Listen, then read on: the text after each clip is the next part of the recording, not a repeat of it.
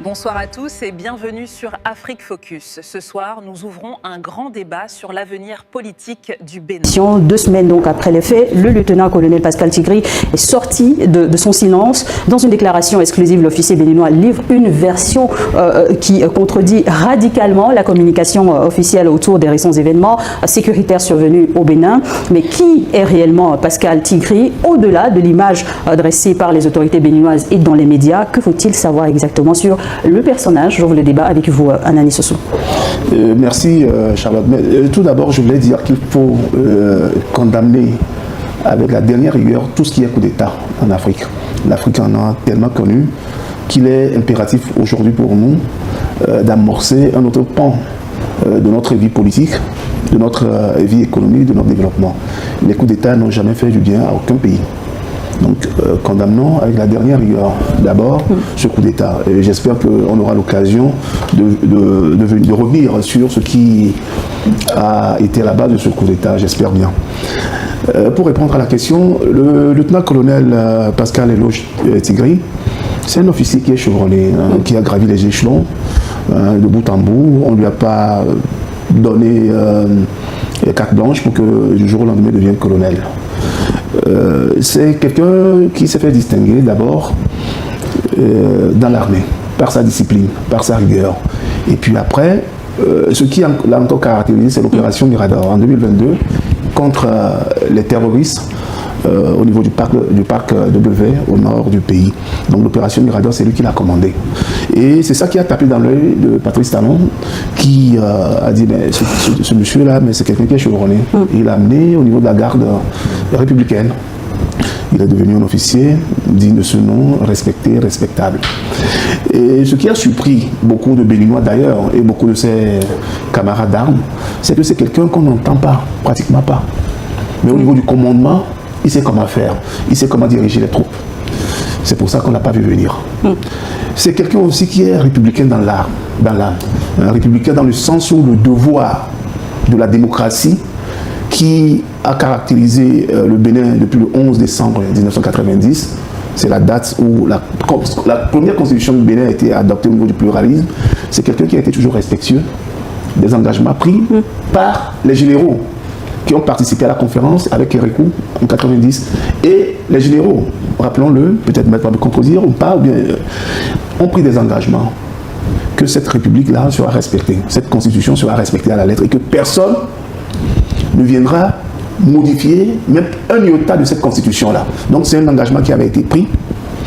Et je crois que Tigri, Pascal, républicain dans l'âme qu'il était, respectait ce serment pris avec Kérékou et les forces vives de la nation. Le 11 décembre 90 à la conférence nationale. Donc, il est resté fidèle. Mais je crois que ce qui l'a fait balancer, c'est le fait qu'on puisse, par exemple, épargner certaines de la vie politique qui ne souhaitaient pas pour respecter son serment, parce que les militaires, vous savez, c'est la parole d'honneur, comme on dit. Donc, pour ne pas s'éloigner des engagements pris par l'armée, il était devenu un mutin. Mais c'était quelqu'un... On se rappelle encore le défilé du 1er août 2025, où il dirigeait la garde spéciale de l'armée avec son masque et puis avec sa force. Tout le monde l'a admiré, l'a applaudi. Donc c'est un officier qui est teigneux, rigoureux. Qui plus est encore, un intellectuel, qui a fait des études universitaires. Donc, résumons, on ne peut pas connaître quelqu'un, mais de ce qu'on connaît biographiquement de la personne, je crois que c'est quelqu'un quand même qui est respectable et je ne crois pas que ce soit un coup isolé. Un très beau parcours de cet officier, le lieutenant-colonel Pascal Tigri. Mais la question aujourd'hui, comment justement un tel officier perçu comme discret, efficace même dans son rôle, aujourd'hui a pu basculer et aujourd'hui cité comme cerveau présumé d'une tentative de coup d'État déjouée au Bénin? J'apprécie toujours les précautions que vous prenez en insistant sur le fait qu'il est le cerveau présumé. Parce que ce coup d'État, ou ce qu'on en a su, n'a pas encore révélé tous ses secrets. Et il y en a, avec raison, qui ont même douté de l'originalité de l'interview qu'on lui prête. Parce que, étant fugitif, il est difficile que pour un officier comme lui, de son rang et de sa carrure, connaissant les rouages des services secrets, Exactement. annonce qu'il est toujours dans le pays, alors que tout le monde le donne comme fugitif en dehors du pays. Donc ça peut être aussi une sorte de brouillage des cartes pour, on va dire, épaissir encore les nébuleuses autour de sa fuite. C'est une façon tout à fait digne de se protéger quand on est fugitif. Donc on ne va pas lui en faire le reproche. Mais pour ce que cette interview a supposément révélé, il y a encore énormément de choses qui restent à éclaircir, parce que quand on dit que sa déclaration fait mentir la communication officielle, c'est encore aller vite en besogne, c'est faire des spéculations purement politiciennes, parce qu'en réalité on n'en sait rien, et je ne suis pas sûr que cette interview lui soit attribuable de façon indiscutable. Vous nous suggérez de parler de ça là au conditionnel non, mais sans précision. Vous aviez utilisé le conditionnel, que je salue, parce que en réalité, vous savez, dans cette affaire, il y a beaucoup de choses qui, à mon avis, relèvent de l'enfumage. Bon, d'abord, pour décrire ce coup d'État-là particulier, vous avez dit que l'armée béninoise avait fait serment de ne plus jamais faire immersion dans la vie politique. Et pourtant, c'est un officier de haut rang, un officier respecté, qui a décidé de devenir mutin. Bon, on ne le fait pas du jour au lendemain, la mutinerie. Et l'interview qu'on lui prête semble dire qu'il aurait été manipulé par des forces étrangères, disons-le clairement, la France, qui lui aurait fait croire qu'ils allaient soutenir leur opération et finalement on les a lâchés. Bon, vous savez, dans cette affaire, j'y vais avec énormément de précautions. Il n'est pas de bon ton dans certaines émissions de ménager la France. Quand vous chargez la France, vous êtes un bon panafricain. Je pense que c'est le moment pour nous autres, Africains, panafricains ou pas, de mieux articuler notre vision de ce panafricanisme dont on parle. Et pourtant, il y a des faits qui... Un point d'attention quand même, avant que vous ne poursuiviez, que j'aimerais quand même souligner, c'est que ces deux informations sont sorties dans une même journée, le jour où le président Talon a tenu une conférence de presse, a rencontré la presse béninoise donc et internationale également, pour revenir sur les faits. Dans la même journée, l'interview supposée de Pascal Tigri était également mise en lumière. Est-ce qu'il faut quand même aussi garder ça d'un coin de l'œil? Mais absolument. Bon, je ne sais pas si c'est une coïncidence, mais dans tous les cas, il est vrai que les deux informations se télescopent, et c'est deux moments de communication. Et ça peut aussi être de la communication politicienne, parce que le président Talon est venu expliquer les dessous de cette mésaventure. Parce que bon, pour le pays, c'était quand même un moment dramatique. Dire mésaventure, c'est encore un euphémisme. Mais ce qu'il faut dire, c'est que, vous savez, il y a eu en Afrique de l'Ouest beaucoup de coups d'État ces derniers temps. Mais c'est l'un des rares coups d'État avec des morts d'hommes. On n'en a plus connu depuis longtemps. Et quand il y a un coup d'État, c'est d'abord et avant tout des frères d'armes sur lesquels on tire pour pouvoir se saisir de l'autorité suprême dont finalement la mise en respect consacre la prise du pouvoir. Ça n'a pas pu être fait dans cette malheureuse opération, et on vient nous dire que finalement ils auraient été manipulés par la France qui elle-même, juste après, a prêté main forte à l'armée béninoise pour venir à bout de la mutinerie. Donc vous voyez que beaucoup de choses sont mélangées, et c'est la raison pour laquelle je continue de maintenir l'inconditionnel, parce que, bon, quand on dit que le média qui a publié, on peut lui faire confiance, mais aller dire que Pascal Tigri a dit que c'est un coup fomenté par la France, bon, c'est pousser un peu la diplomatie dans des retranchements qu'on devrait épargner. Merci, Maître Sosa. Anani Soso, quelle analyse en faites-vous? Mais surtout, j'aimerais qu'à la fin, vous répondiez à une question. Est-ce qu'il était quand même connu des services de sécurité comme un officier à risque ou en rupture avec son hiérarchie? Pas du tout. Il n'était pas connu comme un officier à risque, sinon on n'allait pas lui faire autant de confiance pour diriger, par exemple, l'opération Mirador contre des terroristes, et puis le ramener à la garde présidentielle, à la garde républicaine. Non, il n'était pas connu. Mais je voulais je voulais répondre un peu à Maître Sosa par rapport à son analyse. Moi, je ne vais pas me baser sur l'interview de Pascal Tigri pour faire mes analyses, mais il y a des faits qui sont là. Les faits, c'est quoi?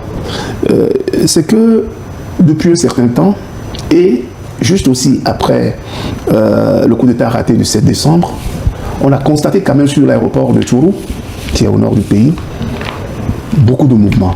Et ces mouvements, c'est quoi? Et ça pouvait vérifier, hein. Même la presse béninoise en parle. L'effet, c'est quoi? C'est qu'on a vu des avions cargo débarquer. Un avion cargo, c'est quoi? ça ramène des chars, ça ramène des hélicos. Premier aspect. Deuxième aspect, vous avez vu la rapidité avec laquelle la CEDEAO a répondu à l'appel de Patrice Talon. Cette rapidité doit nous questionner, puisque ce n'est pas le premier coup d'État qui s'est passé dans la zone. Il y avait la Guinée-Bissau. Pourquoi la CEDEAO ne s'est pas empressée pour restaurer, par exemple, Mbalo? La force en attente était déjà en position en Guinée-Bissau depuis quelques années déjà. Activé? Parce que vous avez vu que déjà, le petit matin, les officiers sont allés à la SRTB, la Société de Radio-Télévision du Bénin, pour annoncer le coup d'État, tôt le matin. Et déjà à 9h, il y avait déjà une force en attente qui a été... Parce que, vous savez, on ne peut pas, du jour au lendemain, appeler une armée à se mouvoir sur des champs d'opération. Ça se prépare. Au niveau de la logistique, au niveau humain, tout se prépare. Donc, la sérénité avec laquelle le Nigeria a répondu à l'appel du Bénin, puis la France, à travers l'Élysée qui a fait un communiqué officiel pour répondre à cet appel, doit nous interpeller. Pourquoi ça n'a pas été fait dans d'autres endroits? Et c'est spécifiquement au Bénin. Mais simplement parce que les autres n'ont pas appelé la France et le Nigeria aussi. Mais non, nous sommes dans la CEDEAO. La CEDEAO avait condamné tous les coups d'État. On se rappelle le précédent du 23 juillet 2023 au Niger. Au Niger, oui. Où on nous a dit qu'il y a une force en attente, n'est-ce pas? Oui. Cette force en attente a mis des jours avant que peut-être le Togo ne s'interpose pour dire non, on ne peut pas faire des trucs comme ça. Mais la façon avec laquelle ça s'est subitement passé, on doit s'interroger au niveau logistique, au niveau du personnel militaire qui doit être déployé. Je vais terminer mon argumentaire. Je termine mon argumentaire sur ça. Parce que je parlais par exemple de l'aéroport du Togo, où il y a des mouvements tout le temps. Ce qui s'est passé en réalité, et nous ne voyons pas la face, disons la vérité, pour que les Africains eux-mêmes ouvrent le débat sur cet aspect. Ce qui s'est passé, c'est que le Niger, le Burkina et le Mali ont toujours accusé le Bénin d'abriter des bases arrière de l'armée française pour déstabiliser les pays de l'AES. Et les événements ont donné peut-être raison, ou bien donnent peut-être raison à l'AES, puisqu'il y a d'abord des forces françaises, des services de renseignement qui sont au Bénin. Et on nous a dit après qu'il y a une force spéciale de la Côte d'Ivoire qui est venue pour s'interposer, ou bien pour sécuriser le régime de Patrice Talon. Et tous les va-et-vient des avions qui font qui débarquent sur l'aéroport de Tourou, du matériel militaire, vous pouvez vérifier, ça je le dis, vous pouvez vérifier. Non, je ne mets pas en cause. Vous pouvez vérifier. Donc ça nous dit clairement que cette opération, comme vous avez dit que ça ressemble à un enfumage, ce n'est pas que ça ressemble, c'est un enfumage. Pour permettre peut-être à la France de venir poser ses bases encore au Bénin, en face des pays de l'AES. N'oublions pas un truc qui est important. Le Bénin fait frontière avec les 3 pays de l'AES au niveau du parc W. Le Niger, le Burkina et le Mali. C'est le pays qui est idéal pour la France, l'Est-Colon, pour pouvoir maîtriser la situation. Et mieux encore, je vais vous dire, il y a des avions qui font des navettes tous les jours au niveau du parc W. Or, quand on a un avion de renseignement au niveau du parc W, ça peut prendre des renseignements, intercepter des appels, prendre des renseignements sur des positions des pays ennemis sur plusieurs kilomètres. Pourquoi subitement on a ça? Alors qu'on a toujours accusé le Bénin d'abriter une base arrière de la France. Pourquoi? Donc ça doit nous interpeller pour qu'on sache que l'intervention rapide de la CEDEAO ne sort pas ex nihilo. L'Élysée même a confirmé qu'elle a contacté plutôt le Nigeria, et puis qui s'est mis en coordination avec Patrice Talon pour contrer ce qui s'est passé. Et Patrice Talon même nous a dit vendredi dernier beaucoup de choses qu'on doit décrypter pour savoir que c'est un véritable enfumage. Merci d'avoir regardé jusqu'au bout. Si cette vidéo vous a choqué, révolté ou ouvert les yeux, alors surtout abonnez-vous en activant la cloche.